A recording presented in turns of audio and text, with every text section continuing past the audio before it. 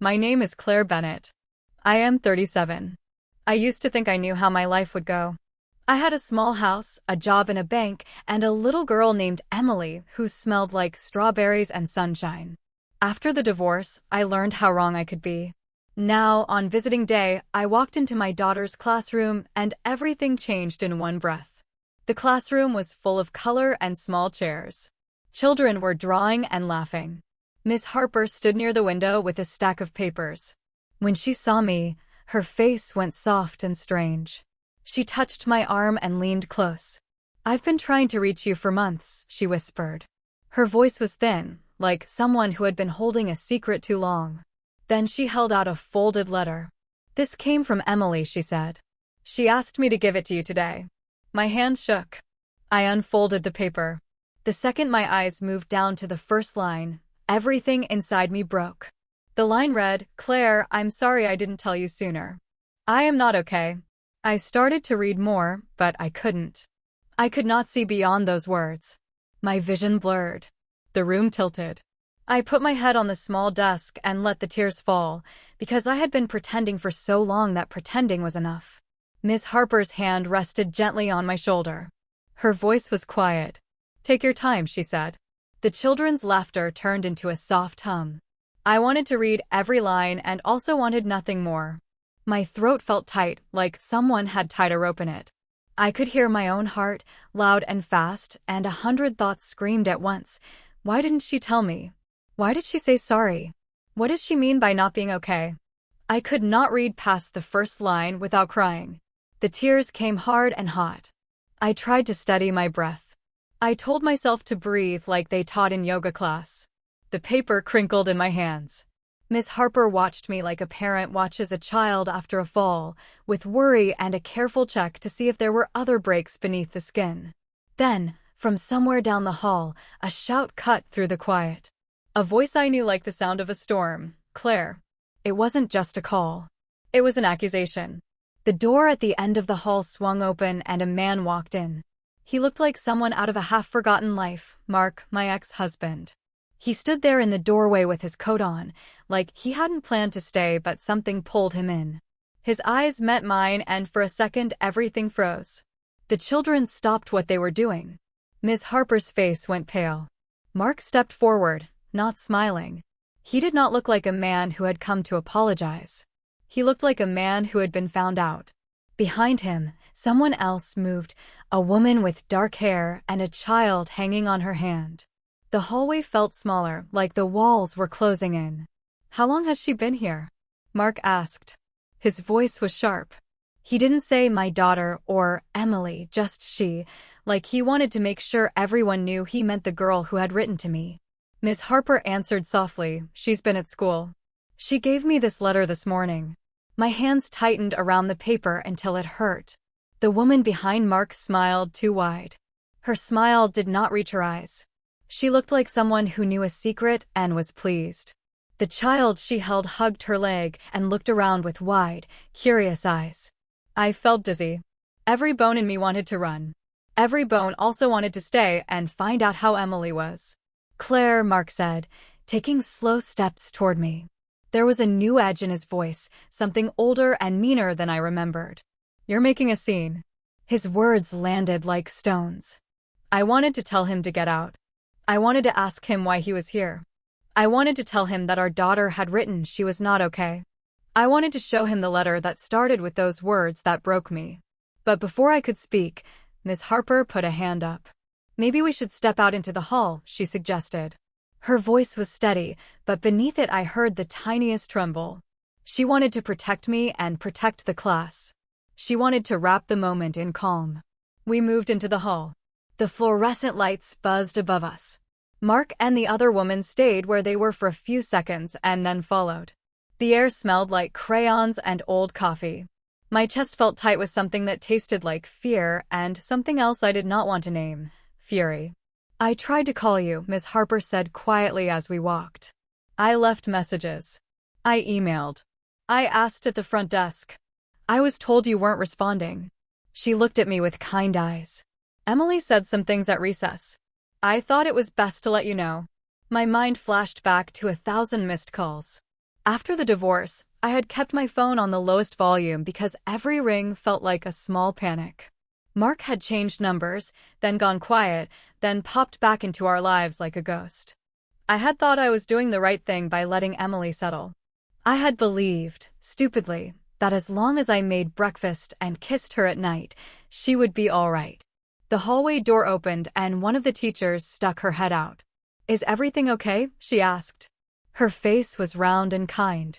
The children's voices seeped in through the doorway like a reminder that the world goes on.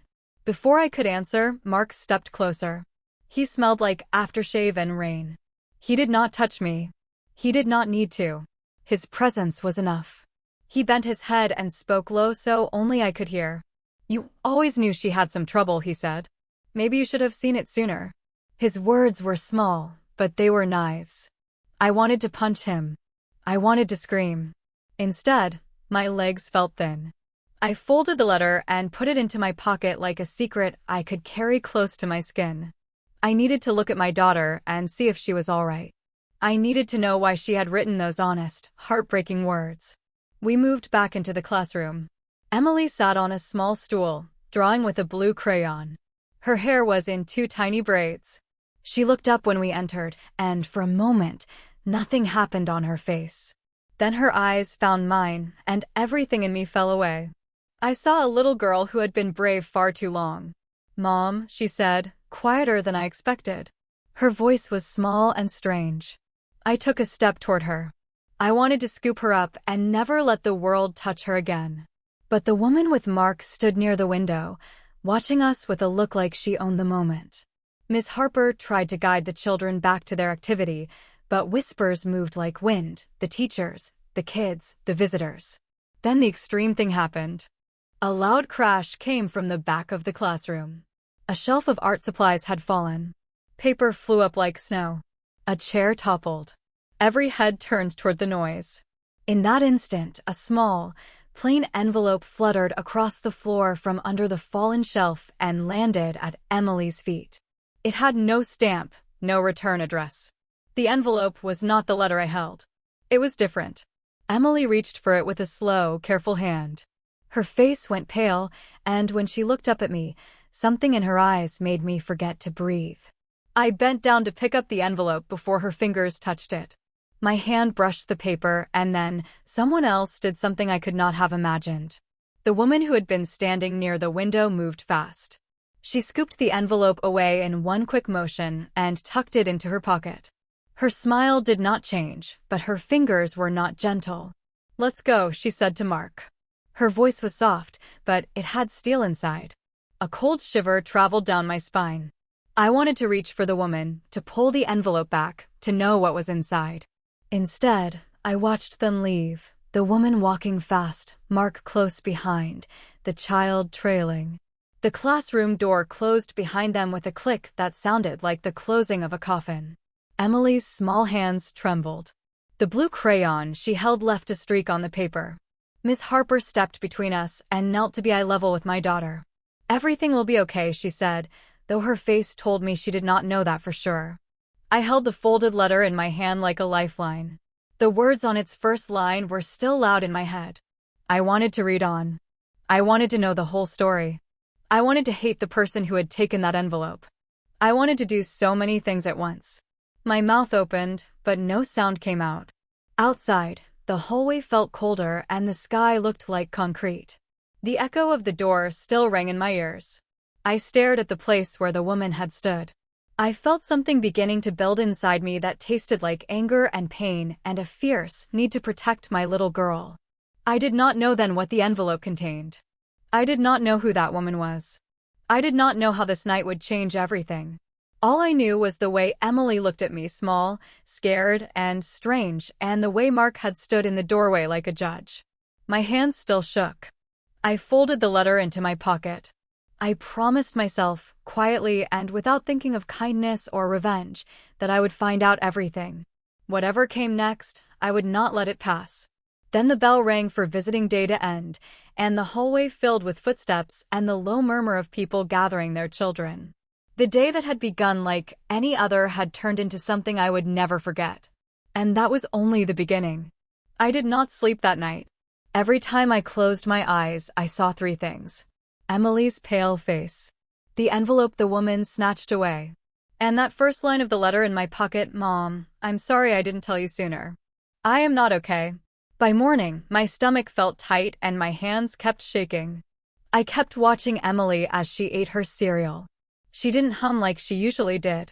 She didn't swing her legs or tell me stories about her class hamster. She sat still, too still, her spoon barely touching the bowl. I said softly, "Do you want to tell me anything? You can say anything to me. I promise." She looked up slowly. Her eyes were tired, older than a child's eyes should ever be. But instead of speaking, she just shook her head. Then she whispered something that made my heart press hard against my ribs. "Mom, I didn't think you'd believe me." Believe her? Believe her about what?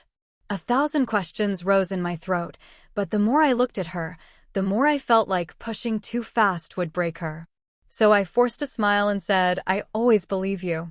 But I did not know if she believed me back. At school drop-off, she clutched my hand tightly, tighter than she ever had before. When she finally let go and walked inside, I stood there for a long moment, staring at the doors like they were hiding something from me. I needed answers. And the only person who had them, or had snatched them, was that woman. The new wife. Mark's new wife. Her name was Vanessa. I remembered now. I had met her once, briefly, during a rushed handoff in a grocery store parking lot months earlier. She had smiled at me then too, that same too-wide smile that now made my skin crawl. I drove straight to the school office. The secretary, Mrs. Glenn, raised her eyebrows when I walked in. "Is Miss Harper available?" I asked. She checked a clipboard. "She's teaching right now." Is something wrong? My mouth opened to say no, but the truth pushed its way out. "Yes," I said quietly. "Something is very wrong." She nodded slowly. "I'll have her call you during lunch break."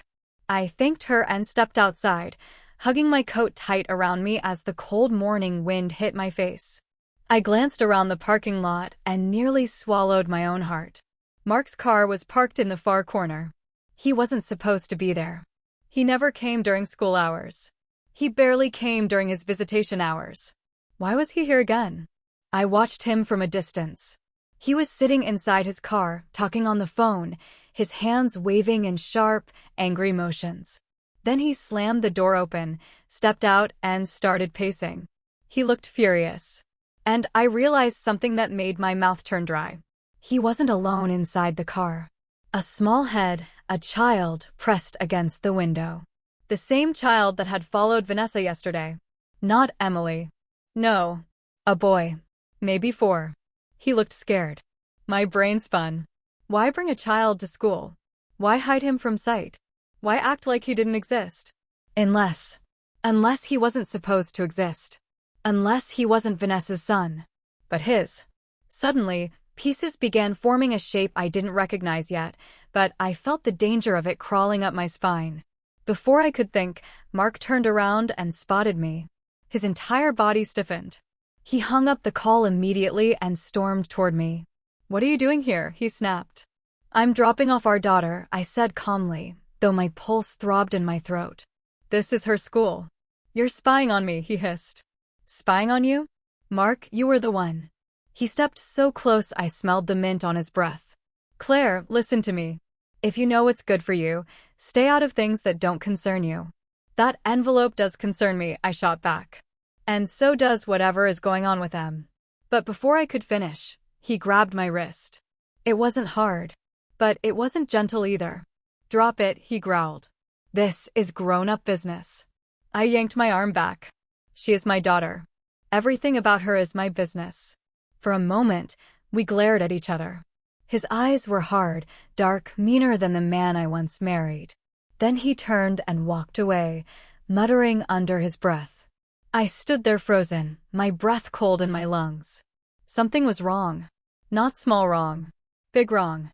And for the first time in months, I felt a sharp spark of something inside me, something that had been quiet since the divorce. Anger. Real anger. Not the sad, defeated anger of someone who cries in the shower. The fierce, rising anger of a mother who realizes her child might be in danger. I walked back to my car, shakier than I wanted to admit.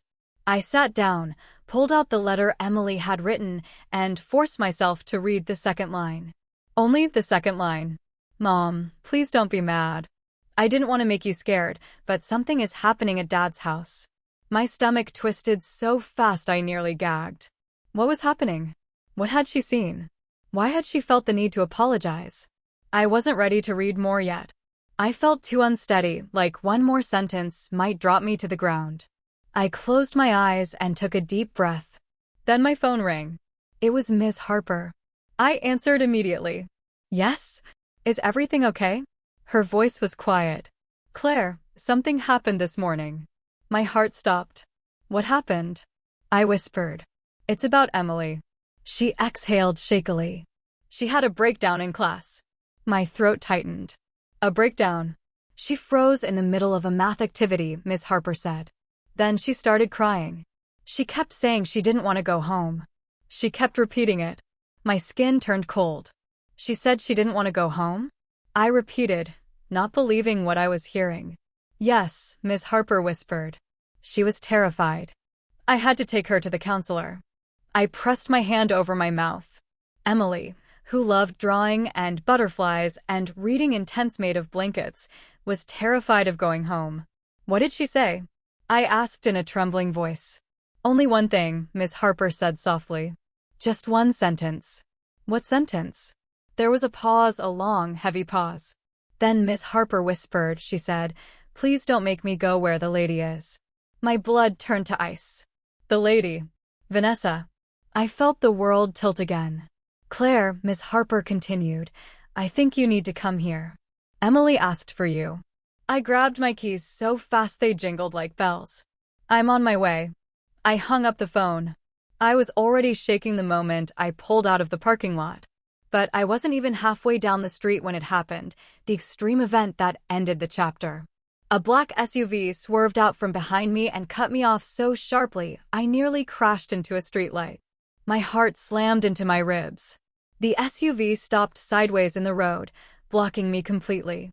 The back door opened. And Vanessa stepped out. Still smiling. Still too calm. But this time, she was holding the same envelope she had stolen in the classroom, except now it was open. And she was tearing something out of it. Something small. Something folded. Something that belonged to my daughter. She held it up. Then she lit a lighter. And set it on fire. The fire flickered in Vanessa's hand like a tiny, wicked tongue. The paper curled at the edges.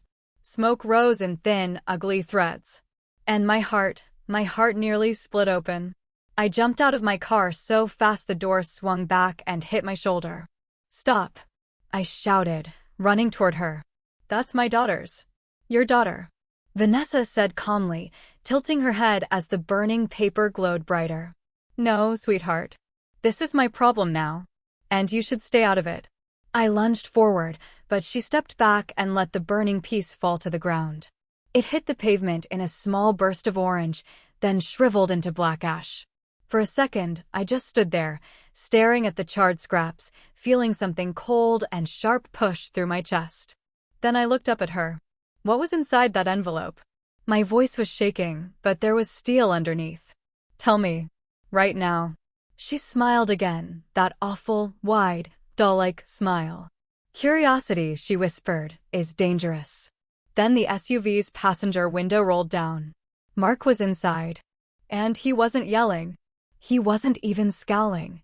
He was smirking. Like everything was a joke. Like he was watching a show just for fun.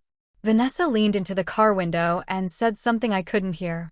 Mark chuckled, actually chuckled, and then he pointed at me with his chin as if I were a stray cat. Go home, Claire, he called out. You're embarrassing yourself. Where's Emily in all of this? I shot back. She's at school crying because she's scared to go home. What did the two of you do? The smirk disappeared. Mark's expression twisted into something darker. You're losing it, he snapped. I told you you're overreacting. You always overreact. I'm reacting to my daughter being terrified. I yelled back. Before I could step closer, the SUV's door swung open again, and the small boy climbed out. The same one I'd seen through the window at school. He gripped the side of the door and hid behind it, peeking at me with wide, scared eyes. "Get back in the car," Mark barked. The boy flinched. A sting of cold shot through me. He had spoken to Emily like that before. I knew that voice. I hated that voice. But this time, it wasn't just Emily. That little boy wasn't Vanessa's son. He wasn't a nephew. He wasn't a visitor. He was Mark's son. A secret. A child hidden during our marriage. A life built behind my back. And in that moment, watching the way Mark ordered the boy around like he was a stray animal, a terrible truth slammed into me. If Mark could hide a child, he could hide anything. Vanessa leaned down to the boy. "Sweetheart, go back inside," she said gently, too gently. He obeyed, climbing into the SUV like he had learned obedience through fear. Then she turned to me, her eyes colder than the winter wind. "Claire," she said softly, "you have no idea what's going on.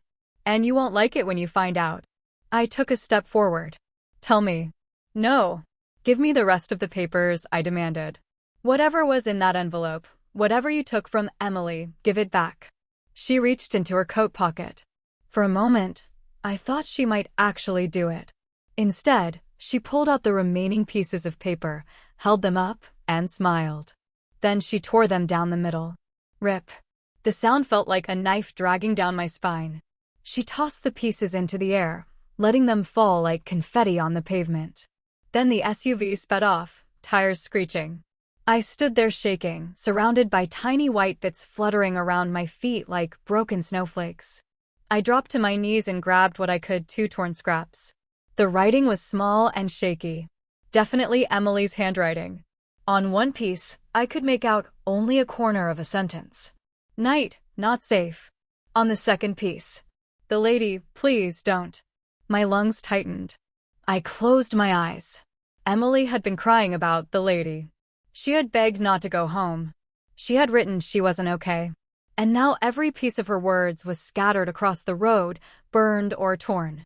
I sat there, numb, until a horn honked and a driver shouted that I was blocking the road. I stumbled back to my car and drove straight to the school, gripping the steering wheel until my knuckles turned white. My mind kept replaying the scene, the fire, the boy, the torn paper, Vanessa's smile. By the time I parked at the school, my whole body felt like stiff glass. I ran inside and found Ms. Harper outside the counselor's office, her face full of worry. "Where is she?" I asked. "Inside, resting," she said softly. It took a long time for her to calm down. I nodded, trying not to cry. Then I whispered, "Did she say anything else?" Ms. Harper hesitated. "Claire," she said quietly, "there's something I need to show you." She handed me a small, folded piece of paper. "I found this in her desk today," she said. "She wrote it yesterday." My heart dropped. My palms trembled as I unfolded it. Emily's handwriting was messy, tilted, scared. It said, "Mom, please listen. Something is happening at Dad's house. The lady tells me things when no one is looking. She says Dad will be mad if I tell you. I hear them fighting all the time. I think something bad is going to happen soon. Please come get me before it happens. Please." My whole body froze. Miss Harper touched my arm gently. "Claire, we need to talk to the school counselor. And maybe someone else." I took a shaky breath. "Yes, we do." But before we could walk into the counselor's office, the door suddenly burst open, startling everyone in the hallway. The counselor stepped out, panic on her face. "She's gone," she said breathlessly. I blinked. "Who's gone?" The counselor swallowed hard. "Emily," she whispered. My heart stopped. "She isn't in the room." We just turned around for a second. "She's not here." She looked up at me with horror in her eyes. "Claire, we think someone took her." My legs nearly gave out as the whole school erupted into chaos. Teachers shouting. Staff running. Alarms beeping. Footsteps echoing through hallways. My daughter was gone. And the last thing I remembered before the world turned into a blur was something Ms. Harper whispered under her breath. "I saw a woman leaving the building a few minutes ago, smiling, holding a child's jacket." I didn't need to ask who. It was Vanessa. And she had taken my daughter. The chapter ends here, with a mother standing in the middle of a school hallway, realizing the worst had just happened. My child was missing, and someone had taken her on purpose. The moment the words, "She's gone," left the counselor's mouth, my whole world cracked open. The hallway spun. My knees buckled. My breath shattered. Somewhere far away, alarms blared. Teachers shouted. Footsteps pounded in every direction. But all I could hear were the echoes of Emily's tiny voice from the night before. "Mom, I didn't think you'd believe me." I gripped the wall to stay standing. "Check every exit," Miss Harper yelled to nearby staff. "Put the school on lockdown." But her words sounded like they were underwater. I stumbled toward the front doors, my heart beating so loud I could barely think. The counselor ran beside me. "We're calling the police," she said. "Don't panic." But I was panicking. I was beyond panicking. Outside, cars screeched as parents arrived early, alerted by the school. Teachers spread out, searching the grounds. I scanned every corner, the street, the parking lot, the sidewalk, hoping, praying, wishing I'd see my little girl's pink backpack. Nothing. Then someone shouted from near the playground, "We found footprints." A child's footprints. I ran toward the voice so fast my lungs burned. The footprints were small, Emily's size. And they led toward the back gate, a gate normally locked. Today, it hung open. A teacher pointed to a fresh tire track in the dirt. An SUV was here. My blood froze. A black SUV. Mark's SUV. Before anyone could stop me, I ran toward the street, fumbling with my phone to call 911. My hands shook so badly I almost dropped it. 911, what's your emergency?" the operator asked. "My daughter," my voice cracked. "My daughter has been taken. By my ex-husband's wife. A black SUV. She was scared of her. Please hurry." The operator told me to stay where officers could find me. But I couldn't stay still. I couldn't wait. Not when Emily was out there, afraid, begging for me to find her. Miss Harper reached me just as I was about to run into the street. Claire, look at me. I have to find her," I cried. "You will," she said firmly. "But the police need details. Come inside." I didn't want to, but she guided me back in, helped me breathe long enough to answer questions, described the SUV, described Vanessa. Every second felt like a blade slicing my skin. Every minute Emily was out there felt like a lifetime. Then, finally, police sirens. Officers ran inside, and I rushed toward them. "She took her," I said. "Vanessa. She took my daughter. She threatened me. She burned Emily's letter. She said I wouldn't like what I found out." One officer asked gently, "Ma'am, is there any place the suspect might go?" My mind raced. Where would she go? What would she do? Why take Emily? Then a memory hit me, the boy in the SUV. The scared look in his eyes. The way he flinched when Mark yelled. The way Vanessa clung to him like a lifeline. I realized something I hadn't seen before. Vanessa wasn't protecting Mark. She was terrified of him. And she was hiding his son, hiding that child the same way she was now hiding mine. The officer noticed the change in my face. "You thought of something." "There's a house," I whispered. "An old rental Mark used to have before we divorced. He kept it. He never sold it. He said it was storage, but he lied about everything else. It's outside town. A back road. No neighbors." The officer nodded sharply. "Give us the address." I did. Within seconds, they were moving. But I wasn't staying behind. "I'm coming," I told the lead officer. "No, ma'am. It might be dangerous. That's my daughter." Something in my voice must have convinced him, because after a tense pause, he nodded. "Stay in the car when we arrive. Don't move until we clear the area." I agreed, even though we both knew I wouldn't. We raced down the back road. My heart pounded so loud it hurt. The sky grew gray, the wind colder, the trees darker as we approached the old house, a lonely, sagging building with peeling paint and boarded windows. The officer slowed. "We go on foot from here." Police spread out, moving quietly through the bushes. I stayed behind them, shaking, praying, whispering Emily's name under my breath. Then a sound. A cry. Faint. Small. A child. My heart slammed. Emily, I whispered. The officers heard it too. They moved faster, guns drawn, and circled the back porch. I crouched behind a tree, unable to breathe. Through a broken window, I saw movement. Vanessa. Her hair was messy. Her eyes were red. She wasn't smiling now. She paced the room, clutching something, someone. Emily. My daughter. Her face wet with tears. My knees nearly gave out. Please, Emily whimpered, I want my mom. I'm trying, Vanessa whispered back, and for the first time, I heard fear, not cruelty. I'm trying to protect you. He knows. He found out I talked. He knows I told. A loud bang shook the house. Mark. His voice roared from outside. Vanessa. Open the door. Emily screamed. I broke. I ran. I didn't care if officers yelled. I didn't care if it was dangerous. I ran to the porch. Emily. Claire, stop, the officers shouted behind me. But I couldn't stop. I wouldn't stop. Mark appeared from behind the house, his face red with rage. What did you tell her? He screamed at Vanessa. Vanessa backed up, shielding Emily. She's just a child, Mark. You ruined everything, he shouted. He lunged toward the window. And that was when the police swarmed. Hands up. Hands up now. Chaos exploded, yelling, shouting, officers tackling Mark.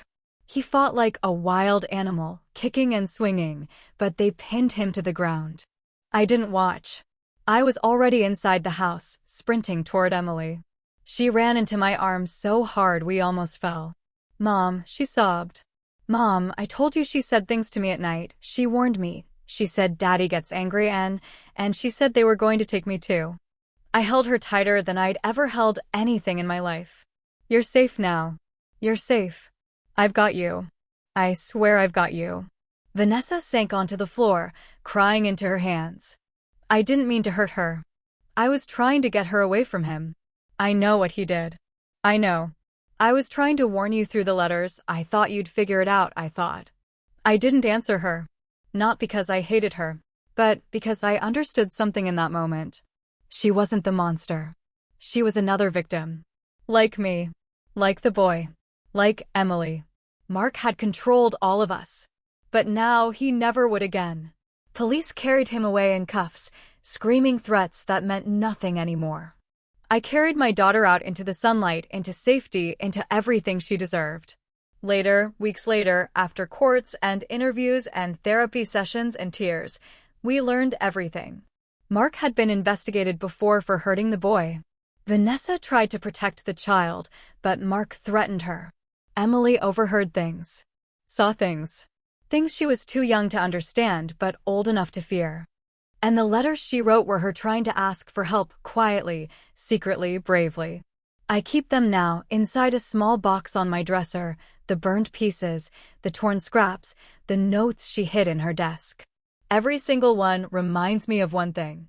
Children know danger before adults do. And their small voices carry the biggest truths. Sometimes revenge isn't fire. Sometimes revenge is simply this: taking your child back and refusing to ever let darkness near them again. Our new life is quiet, safe, healing. Emily laughs again now, real laughs. And every time she smiles, I remember the moment I ran into that old house. Terrified, shaking, heartbroken, and still unstoppable. Because when someone comes for your child, you don't stay calm. You don't stay back. You become something fierce. And the world learns never to touch your child again.